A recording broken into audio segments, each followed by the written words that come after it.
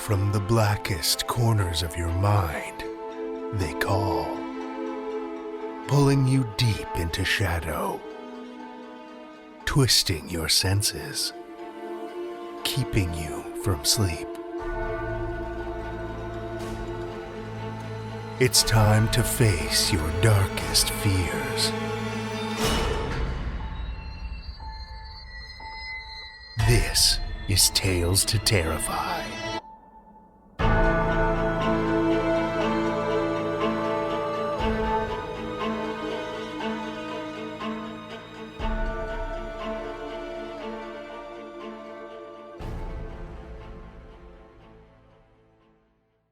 Good evening, children of the night, and welcome. And for our friends in the United States, happy Thanksgiving weekend. I hope you're all finding time to be thankful for things. And, of course, stuff your faces with delicious food. Speaking of being thankful, you know what I'm thankful for? You. Yes, you. On the other end of those earbuds or speakers, listening to our show. Whether you're cooking a meal, doing laundry or dishes, on a train or bus commuting to work, or just driving in your car. It means a lot to us that you will listen to our terrifying tales each week, and it's been a while since I've taken a moment to say thanks. So, thank you. Truly. I'm thankful, too, to those wonderful individuals who've submitted fiction since we swung open the rusted gates of our submission platform once again. And to those of you who've thought about it, but haven't gotten around to it yet, we're waiting. Let us help expiate those dark thoughts by unleashing them into the world for you. Better out than in, I always say. We've been a little lighter this submission period than usual, so if you've got friends, family, neighbors, enemies that write dark and disturbing fiction, why not point them in our direction?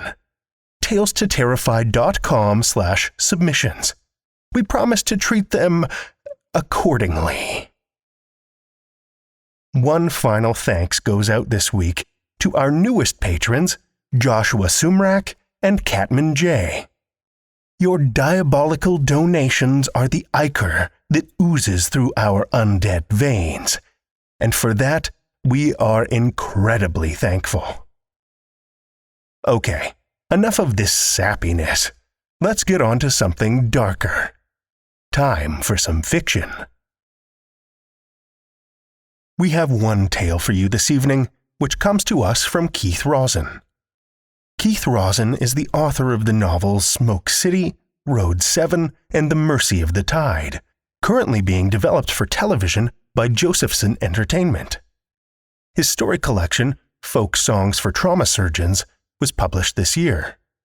His short stories have appeared in Black Static, Pank, Outlook Springs, Cream City Review, Phantom Drift, and others. He's also a legally blind illustrator and graphic designer, which certainly provides its own unique challenges and rewards, with clients that include Green Day, Against Me, and Warner Brothers. More can be found at keithrosson.com.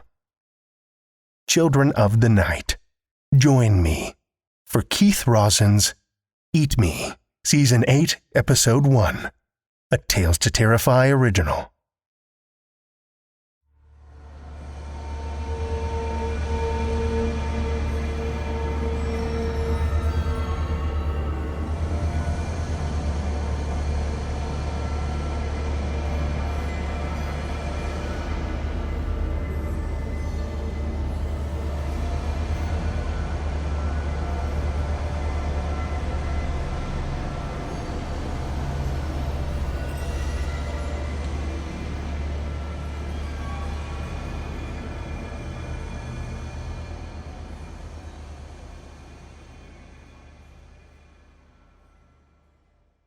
One of us doesn't make it inside.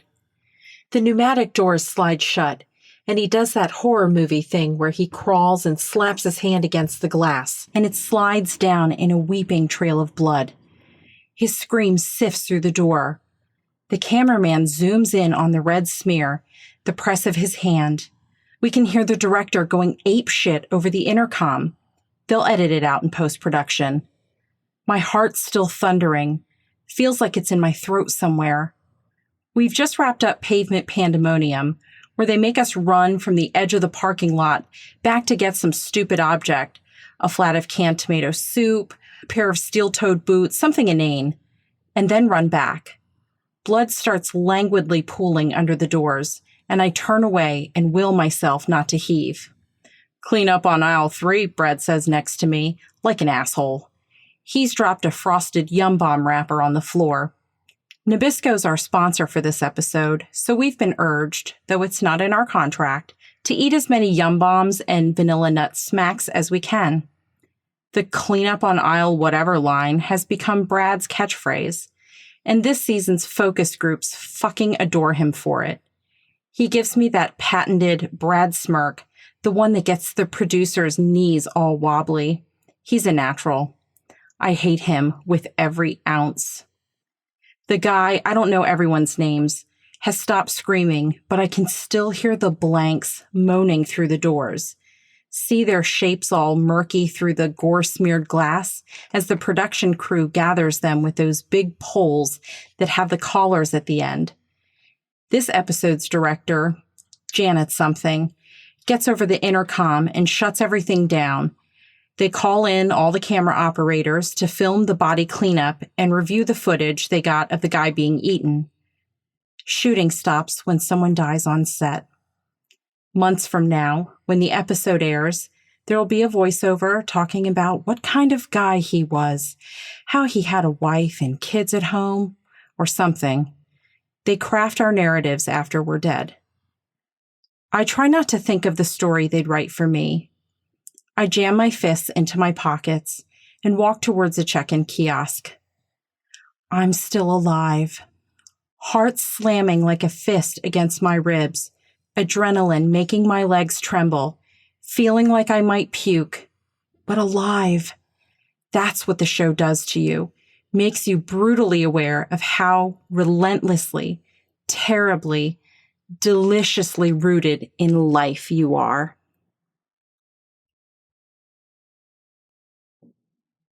I'd never really watched the show. I don't get the allure of reality television. Kendra and my dad were into it. It was a thing they'd watch together when Kendra was in high school, and then later when she would come home for summer vacation. The two of them and a bowl of popcorn, the set turned up loud. I remember once I came home from a party. Kendra and I were both in college, home for summer break. And on the way to the kitchen for another beer, I asked what they were watching. "Eat Me," Kendra said. "Gross. The zombie show?" "They're called blanks, Linz," said my dad. "Zombies are so passé. Your grandma and grandpa called them zombies." The blue light of the television reflected on his glasses. "They're people," I said. "They were people," said my dad. "Now they're not much of anything, really." "Dude, I mean, people get killed on this show. Get eaten. That's like the whole point of it." Kendra had actually rolled her eyes. I spent a lot of time wondering if the cancer was blooming inside her even then, if the cells were multiplying, attaching to the bones in her legs, her ribs, her lungs. "They signed up for it," said my father. $10 million if you make it," said Kendra. "I'd do it." "No, you wouldn't," I said. "Kiss my ass," Kendra said. "Ladies," said my father. "Y'all are fucked up," I'd said, and gone into the kitchen. "Language, Lindsay," he called after me. Kendra asked if there was any more popcorn. I pass a few familiar faces on the way to electronics. We don't really say much. We're occasionally put into teams for certain activities or missions, but the producers are very much into the mano a mano aspect of the show. If you want to form an allegiance, and some people try to, you can. I take a walk through the pet food section because I like looking at the pictures of the animals, and it's one of the few sections of the store that hasn't been too messed up yet. We still have a way to go before they start making us eat this stuff. Later in the season's filming, when they stop giving us food. I spend a few minutes straightening the dog bowls and leashes and toys. It's just something that helps keep me a little calm. But then I keep thinking of the guy's hand slapping against the glass of the door. That poor man. And then it makes me think of the dog food in the cans. The meat in there, pressed in and wet, compacted and glazed. And I hurry on around the corner to electronics, my stomach roiling. The intercom squeals overhead, that 2-note song that precedes an announcement, and then one of the show's producers says, in a voice positively acidic with cheer, 30 minutes until lights out, gang! 30 minutes until lights out! Safety preparations should begin at this time, and if you wanted to do a quick check-in, we sure wouldn't mind. Lights out will last for 1 hour. As always, good luck and good television. There are now 22 contestants left on Season 8 of Eat Me. 22. Congratulations to those of you remaining, and a moment of silence, please, for our recently fallen co-star, Chet. Check-in's just a photo booth, pretty much. A bench with a green screen behind it. There's a camera and a producer in a headset who asks you questions from a clipboard. I make it to check-in, and I see a blonde girl at the kiosk who's already done a ton of them, even though we're pretty early in the season. If you do enough check-ins, the more you talk after all, the more the producers have to build a narrative with. You can eventually earn a weapon or phone token later in the season, once we've been winnowed down to the last dozen people and things are starting to get really ugly. It's an angle that works, at least for a while. I head back to home furniture and get ready for lights out. I'll do my check-in afterwards, or I'll be dead and won't give a shit. Kendra is my little sister, younger than me by 2 years, and she's the one full of light and noise and bluster. I've always been the quiet one, winnowed into myself. Kendra leapt first and always. She was the first to smoke a cigarette, to kiss a boy, to call our mom the B word, the first to lean away from their love or the supposed constraints of it. I was always the rule follower. I had graduated with a degree in communications and had been working for a nonprofit when I found out. We helped people with criminal records get suits and haircuts, helped them with their resumes. My job constituted a lot of letter writing, fundraising, trying to infuse our social media accounts with just the right amount of solemnity and casualness. I was just happy to be out on my own, working a real job that I had to dress up for, that was marginally in the field of my degree. 6 months into the job, I got a frenzied phone call from my mother. "It's Kendra," she said. I was sure she was dead. My mom's voice hitched again and again. "She's been talking about pain in her legs, stomach pains, and Mom, what?" And then she said the word that would become like an incantation, a word flung like a dart, a word ever after whispered in hallways and corners, rooms where she couldn't hear. My sister, 23 years old, riddled with tumors in the bones of her legs, her spine, complaining of pain for months until one day she collapsed at school, her senior year at the state university, finally ready to move out of our folks' place, and got herself an ambulance ride. X-rays at the hospital showed her bones littered with minute cluster bombs, rampant cells gone mad, osteosarcoma. I moved home, kept my job even though the commute was way crazier. All of us, me and my parents, worked at circling up around Kendra, as if our proximity could work its own magic against her sickness, as if love itself could heal anything. Lights out in 5 minutes. Lights out in 5 minutes. An hour a night, they shut off all the lights in the store and let some blanks in. The blanks were camera feeds fitted with night vision. We can hide or we can fight. I've got my setup in home improvement where I've covered the aisle in bubble wrap so I can hear them coming. It's what passes for an alarm because the blanks can be quiet. If they're new and they don't stink, you can hardly tell they're around. Sometimes they'll just grab you out of the dark, bite you, and then drag you into a corner somewhere underneath some covered area. We'll finish lights out and you'll see these arching trails of blood, And then the bodies of people that you've just talked to an hour before, splayed out like crash test dummies, loops of their own guts in a calligraphy all around them. I've got a little nest made in home improvement section. I've set up stacks of canned food at the end of each aisle, tall enough that I have to step over them on my tiptoes. Then the bubble wrap. Then I step on a chair and pull myself up onto the empty shelf at the tip, and then pull the chair up and set it next to me. I'm 5 or 6 feet up in the air, and a lot of the store is visible, at least when the lights are on. So much of the show is just this low thrum of fear all the time, and then huge gouts of it, like a faucet turned on.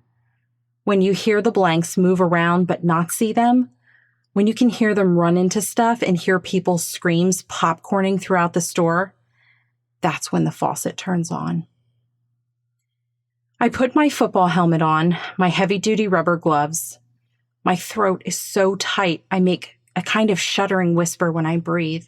I sit cross-legged with a pair of 2-foot garden shears in my lap.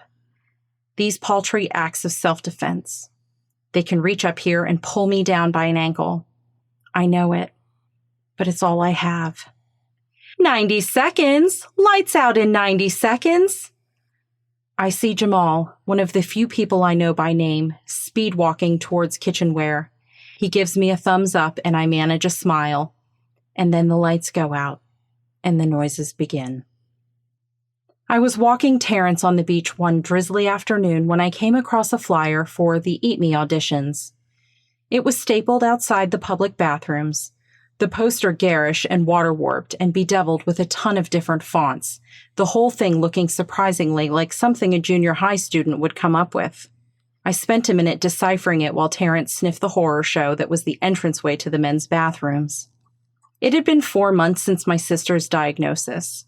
We were inundated with terms: metachronous, juxtacortical, pagetoid, telangiectactic, that eventually took on the cadence of dice gathered in a cup and tossed on the table. Nonsense sounds. My sister underwent chemo and spent months bone-sore and nauseous and constipated. She bruised at the touch. Both of us back in our old bedrooms, like time had stopped. Her hair became dust-fine, brittle, then fell out in swatches. My sister became a stick-legged girl, a girl with her curtains shut against the daylight. The chemo took, and then it didn't. The doctors found extraskeletal osteosarcoma, another tumbling dice word, which meant more tumors, this time at previous radiation sites. Kendra lay in bed, binging Netflix on bone-chewed legs. Some days my dad couldn't handle the appointments, and I'd go in his place. The thing with Kendra had chewed up both their PTO to nothing. My mom and I went to a meeting with the doctor after we'd been informed about the extraskeletal thing, the new tumors. The doctor was a study in seriousness. I imagined her playing basketball, eating dinner, hooking up with some woman she'd met at a wine bar or a country club somewhere. All of it seemed more realistic than her sitting there and telling us that resegmentation and prosthetics might be the next step. "It's something worth considering," she said. "What is that?" I asked. "Resegmentation, what is that?" So studious, this doctor. So calm. "It means removing sections of tumorous bone in her legs and replacing it with prosthetic segments." "What about the tumors on her spine?" She nodded gravely, touched the pen on her desk as if to reassure herself. "That isn't an option with the tumors on her spine. We're still looking at radiation therapy as the best solution for those." My mother balled her little fists over her purse. She sat there ramrod straight. "How much is all of this going to cost?" "It's an aggressive option, financially and otherwise." I drove us home in my Nissan with a duct-taped side view mirror. Rain was falling, the windshield wiper scraping against the glass while my mother wept into a napkin she'd found in the glove box. This was our normal. Kendra needed a wheelchair to get around, and there was a lot of veiled talk of how to get the tumors on her spine without paralyzing her. Kendra vacillated, understandably, between jagged bouts of acidic contempt and woeful self-pity. I didn't blame her. My parents were in the process of remortgaging the house when I came across the flyer. I walked Terrence back home and knocked on Kendra's door. Her room was gloomy, fetid, curtains pulled, clothes everywhere.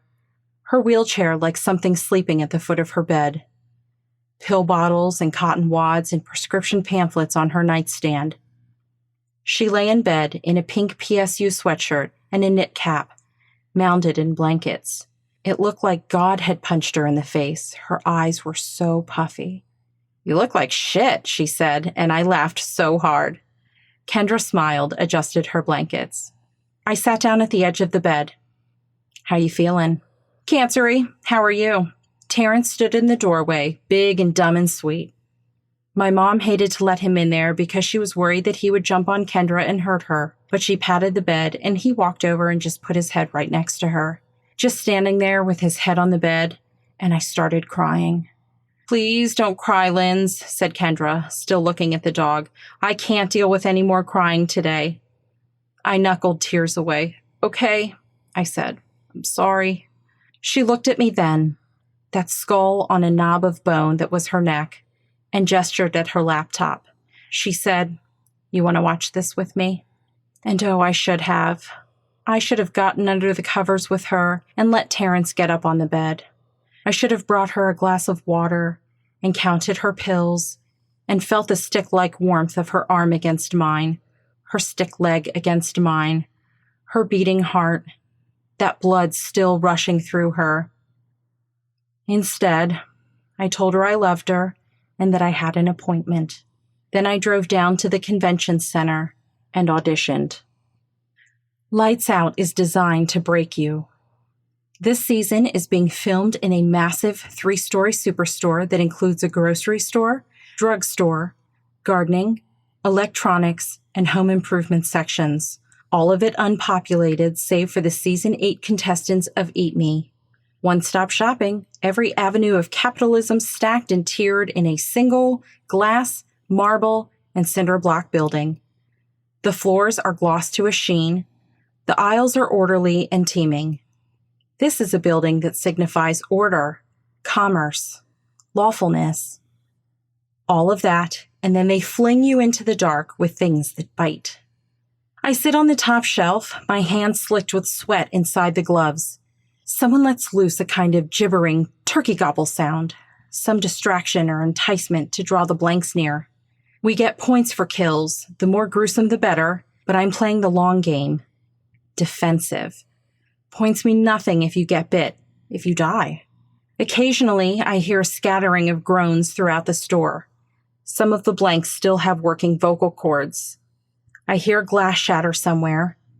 The entire store, as well as the blanks, are fitted with night vision cameras. The producers will edit this horror into something cohesive and linear. My mouth floods with spit. Below me to the left, someone steps on the bubble wrap I've laid along the aisle floor. Pop, pop, pop. My heart shudders, becomes a fist in my chest. Pop, pop, pop. I catch a whiff of rot. My throat threatens to close. Someone far away screams, a long wail that stops, only to start again. Anguish and blood run all through it. Pop, pop, pop. Something touches my foot, feathers it. I grip the handles of the shears, raise them above my head. "Jamal," I whisper, though of course it isn't Jamal. A hand tightens around my ankle and squeezes. Below me comes a wet, liquid snarl. I bring the shears down, strike something with give. I bring them down again. I'm panting, trying not to scream, and I bring the shears up and down again. When I pull them up, I hear the tumble of a body below me. I'm panicking, about to scream, and I stand up on the shelf, and it's dark, and then I'm falling. There'd been a line snaking through the lobby of the convention center. We were given paperwork to fill out while we waited. The forms were simple. Biographical information, lists of allergies, criminal convictions, a box to be checked if a friend or loved one had ever, quote, experienced post-mortal animation. The only people animated nowadays were death row executions and people who donated their bodies for the federal cash payout their relatives got. Blanks were used for medical research, and the government had a contract to provide them to the networks for various shows. 8 seasons now, and Eat Me was still enormously popular. The line kept growing behind me. It seemed crazy. The uncensored footage of what happened to the contestants was all over the internet. I had no misunderstanding of what would happen if I wasn't the winner, but I also knew what would happen if Kendra couldn't continue chemo and that my folks were about to lose their house. They had to keep their jobs. But there were significant cash bonuses if you got chosen as a contestant and additional payouts for family or loved ones after you lost your place on the show. The season winner got $5 million. One of the staff came down the line and motioned for my application. He glanced over it and then put it in a folder and stamped my hand. A purple tooth. The line surged forward, and I thought about turning around and walking out. Finally, maybe an hour later, I stood in front of a panel of producers. 2 men and 2 women. I'd signed a consent form to have my interview filmed, and a camera woman walked around me. I tried not to stare at the lens as she passed. They asked me to repeat certain information, my age, hometown, if I'd watched the show before. I answered tersely, still a little nervous.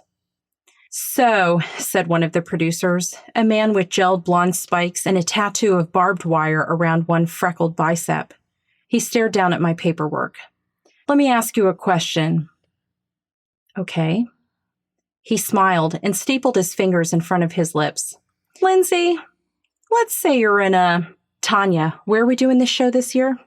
Another producer, a chillingly beautiful black woman with a septum piercing big enough to hang my car keys off of, shook her head. You can't tell the peons that, Frankie. Privileged information. She winked at me. Okay, Frankie said, hunching forward. Fine. Say we're filming in a gas station this year, Lindsay. Okay, I said. And Lindsay, they're coming for you. All sides, they're coming for you. Your education, your money, your abundant good looks. Tread carefully, said Tanya. None of that's going to help you when the blanks come tumbling down upon you. They're coming for you. So? He leaned back, drummed his ringed fingers on the tabletop. I waited. So what? I finally said. So what do you do, dear? I'm surrounded? Yep, Frankie beamed. Utterly. I shrugged, thinking of Kendra's mottled bones, her saying she felt cancery, and how I couldn't stop the tears, couldn't hold them back. How life just seemed to drop bad news on your head like an anvil. I said, I guess I find a motherfucker to push down in front of me, Frankie. God, he laughed so hard at that, positively cackled. Well, you're interesting, Tanya had said. Frankie said, do you think you can murder someone, Lindsay? Didn't the Supreme Court say that the blanks are technically not alive, so they can't actually be murdered? See, now you're just being obtuse, Frankie said. You think you can kill a blank? Look in that desiccated, warped face, those eyes, and do what you need to take first place? I don't have any choice, I said. I got the email a week later. I signed another form, and they sent the signing bonus right into my account the next day. I gave it to my parents. I had 2 weeks of freedom before we started filming at the store in Dallas. I fall off the shelf and land on the blank. It cushions my fall. Gas and sluggish blood explode from the body when I land, and I resist the urge to just fall into the pit inside my own mind and just scream myself hoarse until they devour me. The blood is lukewarm and gelatinous. I vomit a thin gruel of vanilla nut smacks between my fingers, onto the blank's shattered, weeping skull, trying to be as silent as I can. The blood stinks, smells fouled. I take a long, hitching breath as the sounds continue around me.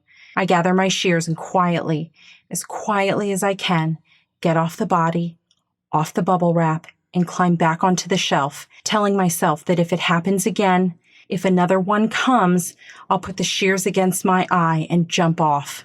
I can't stop crying. The blood covers me like an oil. I can sense the blank on the floor beneath me, howling through the world like a dead star. In Dallas, we were given a 2-day training on blank behavior and briefed on the show's rules. There weren't many. Check-ins were mandatory. Escape attempts meant forfeiture of your assets and strenuous years-long litigation.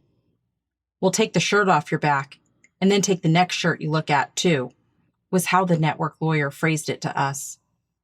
We can even hunt each other, technically, though no one's ever done it before. Lastly, the show really was about people, they insisted.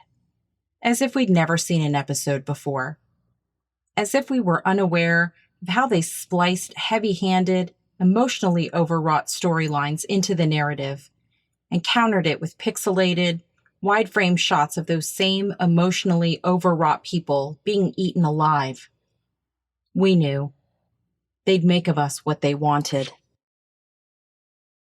The lights come back on, and the staff start the siren that draws all the blanks to one corner of the store where they can be corralled and put away.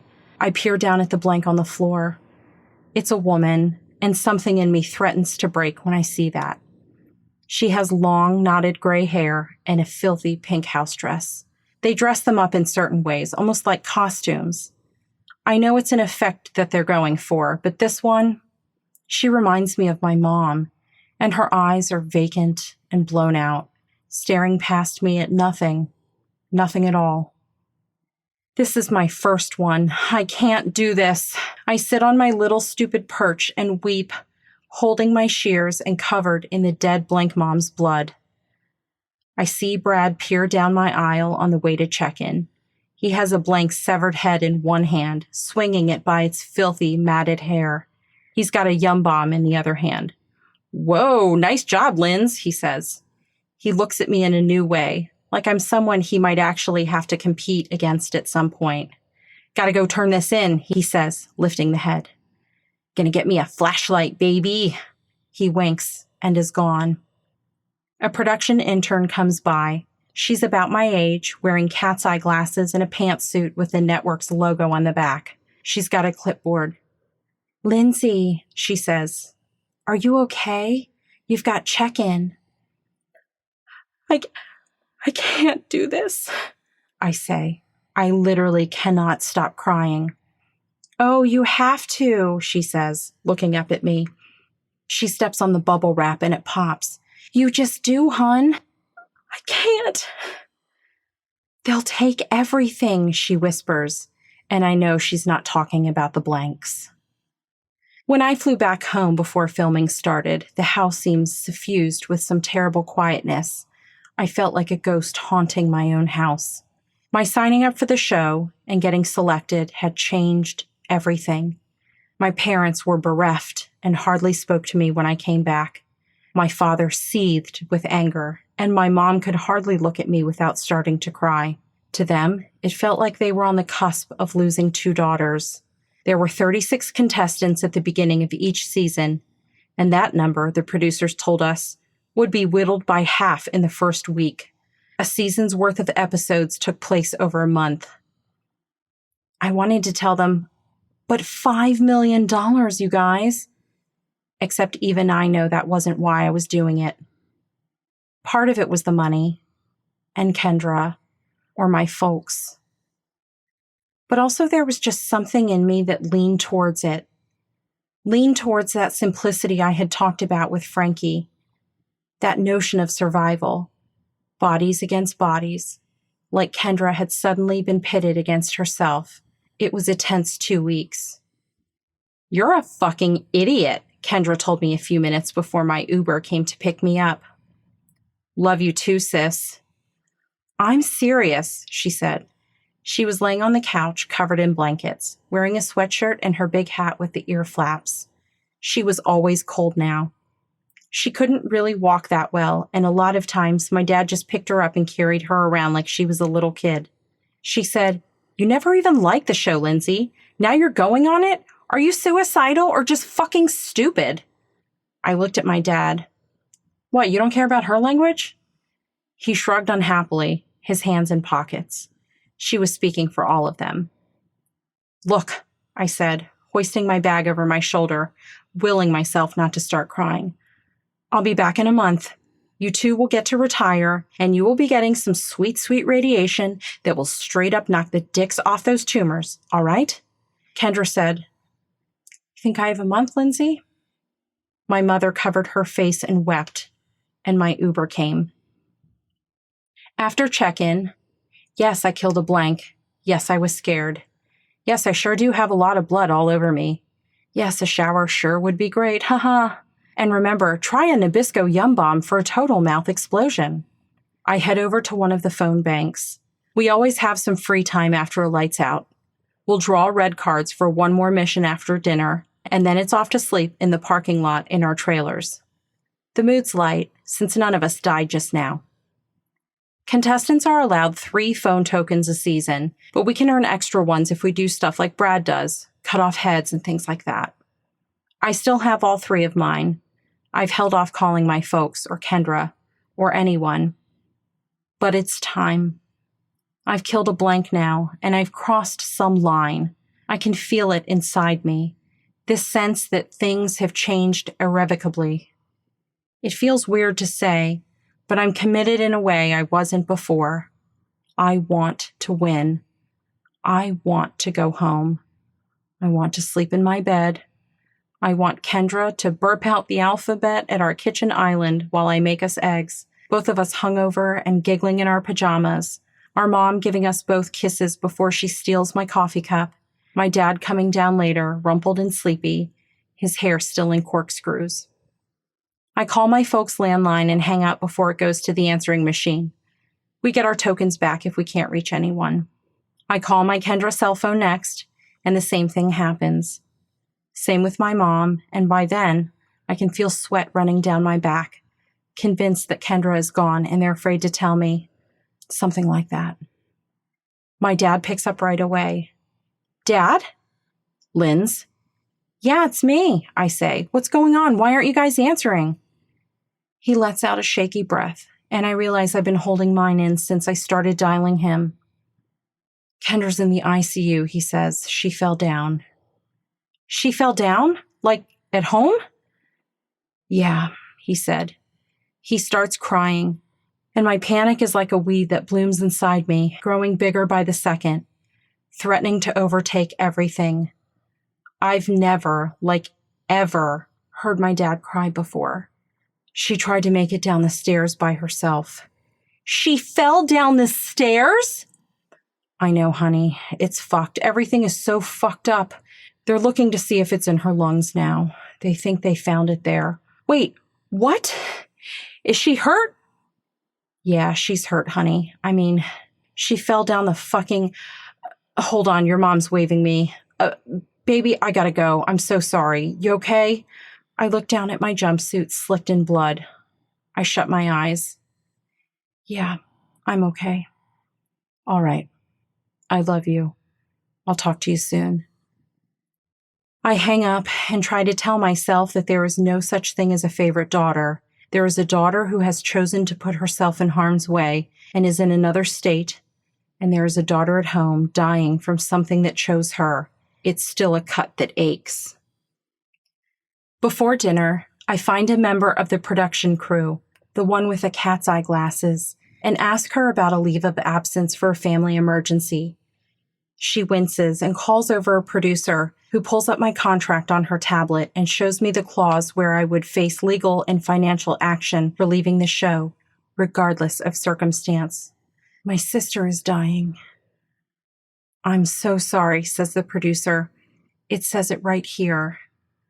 "I mean, she's really dying, like right now in a hospital bed in Portland. She has cancer in her lungs. Do you understand me?" "I'm so sorry," she says again. "It's in your contract." Dinner is like dining on paste and ditch water, something to get through. Laughter, the clack of our plastic cutlery. I can see the blanks in their pens outside in the parking lot. Someone from production sprays them down with some kind of solution that slowed down decomposition and muted the odor of rot. The blanks cover their faces and step back, some of them falling over each other, and it weirds me out that they can flinch and be made uncomfortable. What kind of undead automatons turned away from something? Brad drops his tray down next to mine and lifts his chin in greeting. He has a roll on his tray that he runs through a smear of pale butter and throws the whole thing into his mouth. He spears a chunk of overdone steak with his knife and then uses it to point out the window. I frickin' love seeing them like that, man. With their hands over their faces? Falling over each other to get away? He nods, slurps the steak off the tip of his knife. Give them a taste of their own medicine. I guess. It's a gnarly world out there. If it's them or me, I'll do what I have to do every time. That was nice work today, by the way. Your first one? I nod. It gets way more fun, Brad says. Did you get your flashlight? He brightens. Fuck no, they were out, supposedly. But they had those big-ass gloves that go up to your elbows. Good for bites. I grabbed those. I'm approaching small talk with Brad, and I hate it. But then I realize that if I didn't, Kendra will fill my thoughts again. I ask him if he thinks he's going to win. He finishes chewing and says, I think you're going to win, probably. Me? You're playing it quiet. Fucking loud, brash guy always comes in second. The winner's the one who keeps it low. Surprises. He slurps some coffee. I got too big of a fucking mouth. You don't seem worried. I'm wrong a lot of the time, too, and I'll still jump on your shoulders to get away if it comes to that. Brad wipes his mouth with a napkin. Maybe we could hook up later. What? Shit, man. He jams the rest of his roll into his mouth. Just putting it out there. 2 people. Death right outside the window there. Just think about it. My sister's dying, I say. Brad stands up, massages my shoulder with one hand. Well, maybe you need to get your mind off of it. Every night after dinner, the remaining contestants reach their hand into a box and pull out a card. If your card's black, you've got some more free time before you head out to your trailer. Draw a red card, and you spend the night in the store. They let in a few blanks at intermittent times, and there's usually some challenge you have to do. The lights are on, but it's still terrifying, and then you drag ass the next day. Tired people die on this show. Tonight, 3 of us draw red cards.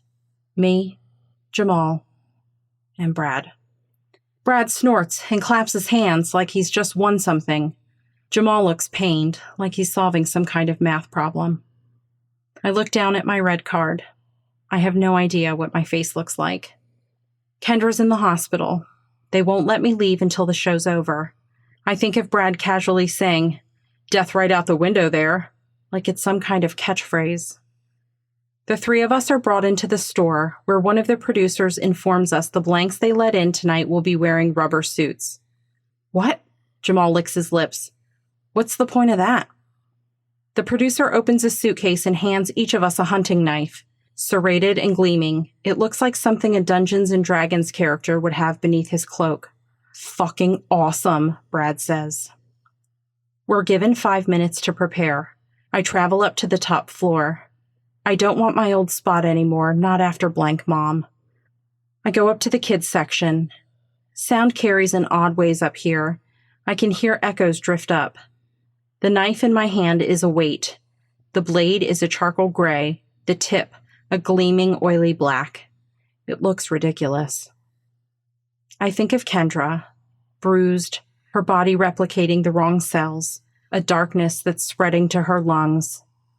My sister falling down the stairs, hurting herself. The blank mom in the pink dress. I touch the edge of the knife with the tip of my thumb and nothing happens. Seconds later, the cut wells with blood. It's in your contract. They signed up for it. I walk to the end of the aisle, look around. This is as calm as I've felt in months, since I stood in line at the convention center. Before that, since Kendra went to the doctor. There, at the end of the aisle, I listen. The blanks, those rubber suits will make them hard to cut. That's the point. But Brad and Jamal won't be hard to cut. A drop of my blood trembles, falls to the floor. If I want to go home, I need to be the last. What's the worth of a blank compared to a person? How do we place value on each of them? They both raise their hands to ward off pain, to protect themselves. Blank mom was alive once. This thing I did. I take a deep breath, and I take a step forward, and each step is easier. I start hunting.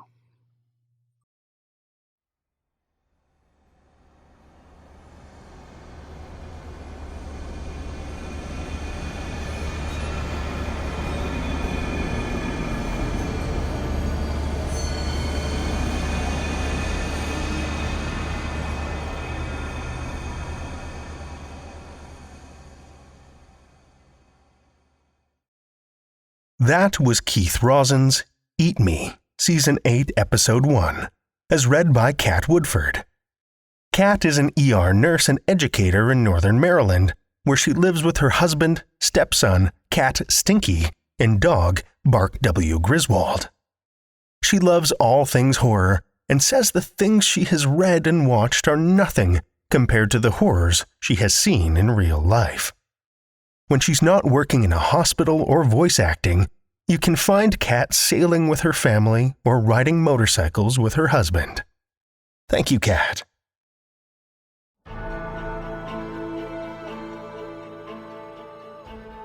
Well, children of the night, the hour is late, and we've run out of tales to tell. For now. Tales to Terrify is made possible by the tremendous generosity of our supporters on Patreon and PayPal. Incredible fans like Kathy Robinson and Amanda Gottfried, whose generous support helps keep the lights on and flickering ominously. Not a supporter already? Head over to patreon.com/Tales to Terrify, where you'll find all kinds of perks like ad-free and extended episodes, bonus content, and one-of-a-kind collectibles and merch packs. Every dollar goes back into this show to make it as horrific as possible, and we appreciate it so much. Want another way to support the show that doesn't cost a cent? Head over to Stitcher, Podchaser, or Apple Podcasts and leave us a 5-star review. You'll not only put an unnaturally wide smile on our faces, but help new listeners discover our terrifying tales, too. Now you can share your love of the show out in the world with some Tales to Terrify merch. TalesToTerrify.com/merch will take you to our TeePublic store, where we've got a great collection of creepy custom and curated designs that's always growing, so check back often. Tales to Terrify is produced by Seth Williams, Pete Morcellino, Meredith Morgenstern, Andrew Gibson, and myself, Drew Sebastini, with original theme by Nebulous Entertainment. Tales to Terrify is distributed under a Creative Commons Attribution, Non-Commercial, No Derivatives license. Join us again next week as we twist the laws of nature with more Tales to Terrify.